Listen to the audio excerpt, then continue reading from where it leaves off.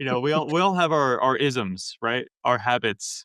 Um, and that is certainly one of mine, is that phrase. I think you're spot on. So, I wanna Yes. call myself out on that. And I don't know how you wanna do this. Like, are we roasting each other? Are we talking about our own roast? Are we trading off? Like, what's your plan here?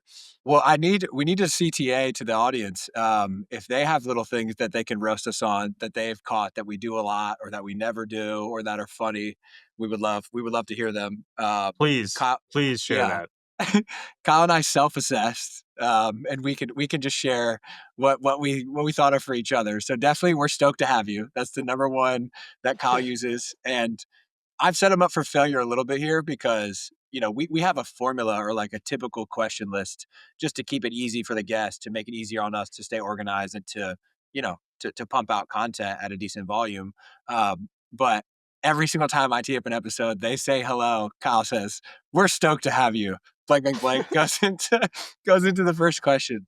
Uh, Which I'm aware of a lot of my isms. That one was completely off my radar, and I 100% believe it, but I did not even know. I think actually it was the previous episode to this one, episode 99, I didn't say that, and AC called me out after the episode. I was like, "That's like the first time you haven't done that," which you're is just weird. fulfilling all the West Coast bro stereotypes, bro, with your stoked. You're just SoCal stoked. native, man. It's an our episode. You gotta get tubular.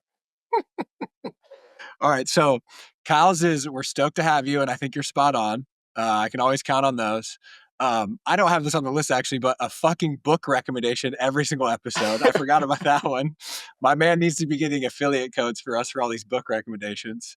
Um, the other thing that many listeners wouldn't know, because most of them probably just listen to the audio, is Kyle likes to sneak in a breakfast during the episode or right at the beginning if he's not done with breakfast, which we moved our recording time a little bit later, so this hasn't been as much as present lately. But my man, he's got to get his fuel in.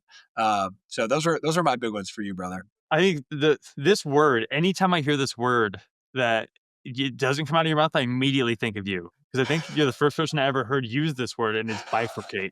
And there's a hand gesture that comes with it. It's not just the word, it's both. We have to bifurcate everything, and then part of me wants to be like, "Are we ever gonna trifurcate?" Are we gonna I've thrown quadfurcate? a couple trifurcates in there. I have. I've never gone past trifurcate.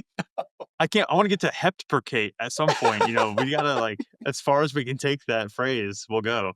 Um, I think I'm a you're big SAT vocab guy, bro. Sorry, big Hey, SAT vocab I'm guy. not looking for an apology. I appreciate the word. I don't know if I've started to incorporate it into my own vernacular yet, but maybe one day.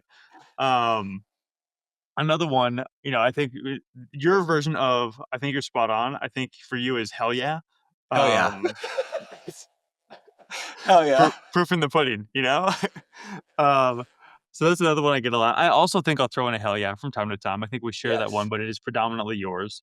Yeah. Um, when we first started recording, uh, a handful of friends listened to the first few episodes, and they're like, "Dude, you gotta tell HC to turn down the Let's Goes."